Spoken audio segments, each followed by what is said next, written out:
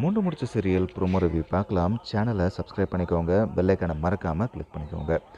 சூர்யா நந்தினிக்காக என்ன birthday gift கொடுக்க போகிறா அப்படின்றத பார்க்குறதுக்கு நானும் ஆவலாக காத்துட்ருக்கேன். நீங்களும் ஆவலாக காத்துட்ருக்கீங்க அப்படின்னா கமெண்ட்டில் சொல்லுங்கள். ஸோ எத்தனை பேர் வந்து ஆவலாக காத்துட்ருக்கீங்க அப்படின்றத நான் தெரிஞ்சுக்கிறேன்.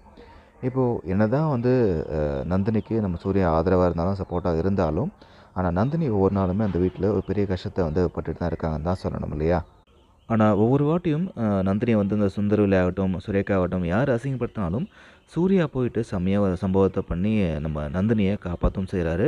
நந்தினிக்கான அந்த உரிமையும் வாங்கி கொடுத்துட்டு தான் இருக்கார். பட் ஆனாலும் நந்தினி பார்த்தீங்க அப்படின்னா இன்னமும் அந்த தைரியமும் இல்லாமல் நான் என்ன வேலைக்காரி அப்படின்னமா இருந்துகிட்ருக்காங்க. அது வந்து என்றைக்கு மாறப்போகுது அப்படின்றதே தெரியல. இப்போது சுந்தரவல்லிக்கு பார்த்தீங்க அப்படின்னா ஒரு ஃபங்க்ஷன் வச்சுருக்காங்க. ஒரு விருது கொடுக்குற ஃபங்க்ஷன் வந்து வச்சுருக்காங்க. அந்த ஃபங்க்ஷனில் கூட பார்த்தீங்க அப்படின்னா நம்ம நந்தினி வந்து இது வேலைக்காரி மாதிரி ஜூஸ்லாம் கொடுத்துட்ருக்காங்க.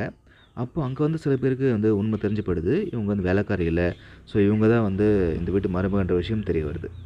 அப்போ தான் சூர்யா பார்த்தீங்கன்னா மாஸா டான்ஸ் போட்டு வந்து அவங்களுக்கு ஒரு சர்ப்ரைஸ் கொடுக்க போகிறேன் அப்படின்னு சொல்லிட்டு என்ன பண்ணுறாரு அப்படின்னா, நந்தினி இந்த வீட்டு மருமக இவளுக்கு இன்றைக்கி பர்த்டே அப்படின்ற விஷயத்த சொல்லி செம்ம சூப்பரான ஒரு கிஃப்ட்டையும் கொடுக்குறாரு.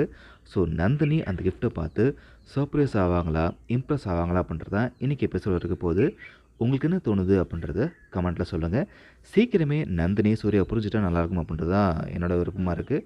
பார்க்கலாம் என்ன ஆக போகுது அப்படின்றத.